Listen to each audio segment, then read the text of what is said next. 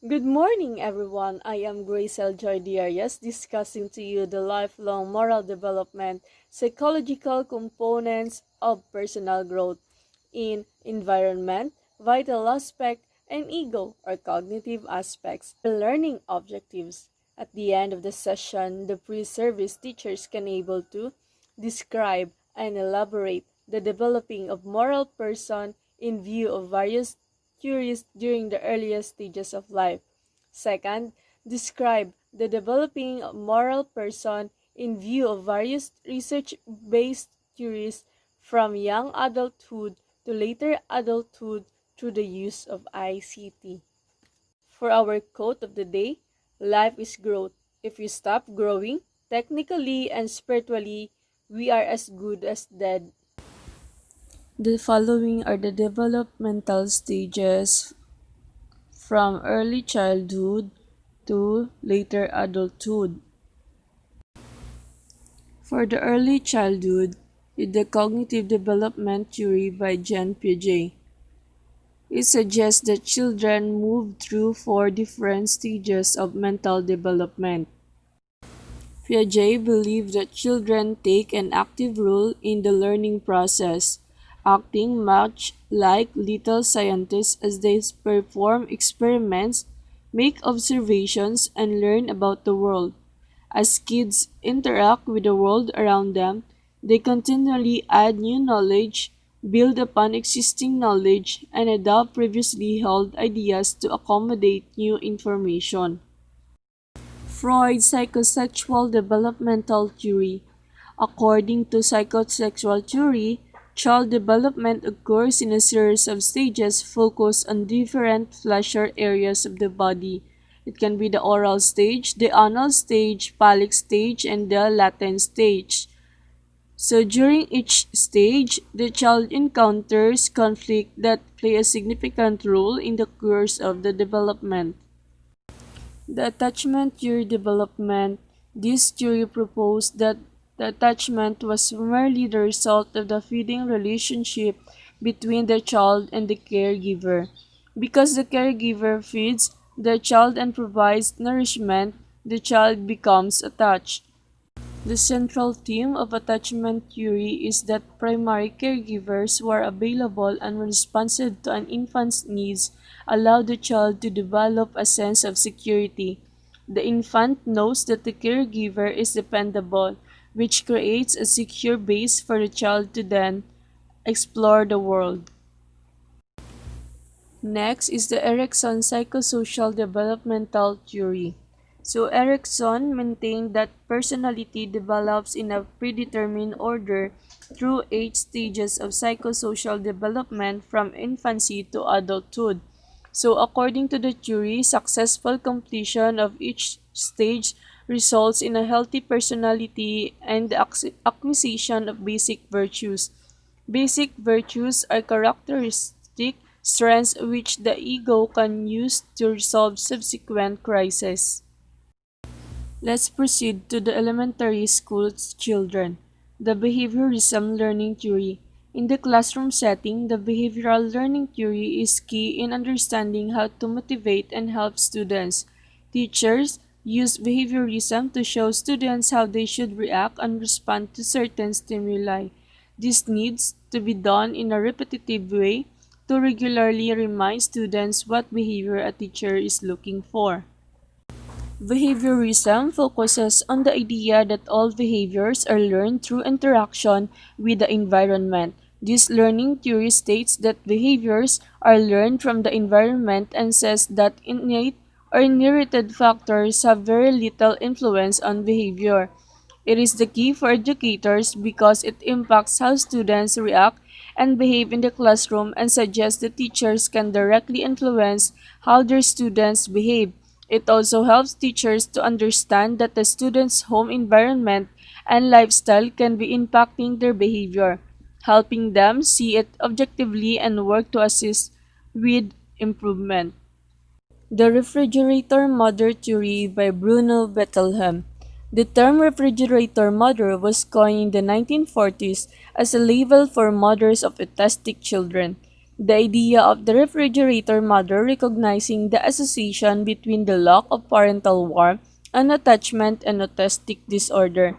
He claimed that an emotional and cold mothering was the very cause of childhood autism. The constructivist learning theory by Lev Vygotsky, for he believed that learning is a collaborative process and that social interaction is fundamental for cognitive development. According to Vygotsky, students learn best when working collaboratively with those whose proficiency level is higher than their own, allowing them to complete tasks they are not yet able to do independently. Vygotsky identified this concept as a more knowledgeable other and the zone of proximal development. The social learning theory by Albert Bandura of learning suggests that people learn within a social context and that learning is facilitated through concepts such as modeling, observational learning, and imitation. Bandura put forward reciprocal determinism that holds the view that a person's behavior, environment, and personal qualities all reciprocally influence each other's. The social constructivism theory for adolescence or high school. In this theory, social worlds develop out of individuals' interaction with their culture and society. Knowledge evolves through the process of social negotiation and evolution of the viability of individual understanding. Basically, every conversation or encounter between two or more people presents an opportunity for new knowledge to be obtained or present knowledge expanded. The exchange of ideas that goes along with human contact is at play here.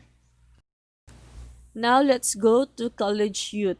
The Abrahams Maslow hierarchy of needs is a motivational theory in a psychology comprising a five-tier model of human needs, often depicted as hierarchical levels within a pyramid. From the bottom of the hierarchy upwards, the needs are physiological, safety, love, esteem, and self-actualization. The self-concept by Erik Erikson is generally thought of as our individual perceptions of our behavior, abilities, and unique characteristics, a mental picture of who we are as a person. The Levinson's theory. The young man in this early adult transition faces two major tasks. The first task is to modify relationships with his family and with other persons, groups, and institutions significant to his pre-adult world. The second task is to take a preliminary step into the adult world.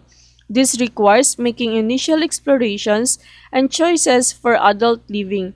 The focus of period is an exploration and provisional commitment to adult roles and responsibilities. The Colbert stages of moral development in the post-conventional stage. Post-conventional phase moralists live by their own ethical principles that typically include such basic human rights as life, liberty, and justice, and view rules as useful but changeable mechanism rather than absolute dictates that must be obeyed without question. The psychosynthesis by Robert S. Ajoli is on the possibility of progressive integration of the personality around its own essential. As Ajoli, in common with Abraham Maslow, had considerable interest in the creative powers of the human personality and in the peak experiences, and he intended psychosynthesis as a way to unify the ordinary levels of consciousness with the higher creative and transpersonal levels of being. Viktor Frankl's logotherapy is based on the premise that the human person is motivated by a will to a meaning, an inner pull to find a meaning in life. The following list of tenets represent basic principles of logotherapy. First, life has a meaning under all circumstances, even the most miserable ones. Second, our main motivation for living is our will to find meaning in life. Third, we have freedom to find meaning in what we do and in what we experience, or at least in the stand we take when we face with a situation of unchangeable suffering. According to Frankl, the meaning of life is to be discovered in the world rather than within man or his own psyche. As though it were a closed system, it denotes the fact that being human always points and is directed to something or someone other than oneself, be it a meaningful to fulfill or another human being to encounter. The more one forgets himself by giving himself to a cause to serve or another person to love, the more human he is and the more he actualizes himself. What is called self-actualization is not an attainable aim at all, for the simple reason that the more one would strive for it, the more he would miss it. In other words, self-actualization is possible only as a side effect of self-transcendence. To end this discussion, let me leave a quote from Frankl that when we are no longer able to change a situation, we are challenged to change ourselves. Thank you. Again, I am Grace Joy Diarias, BSid RE, third year.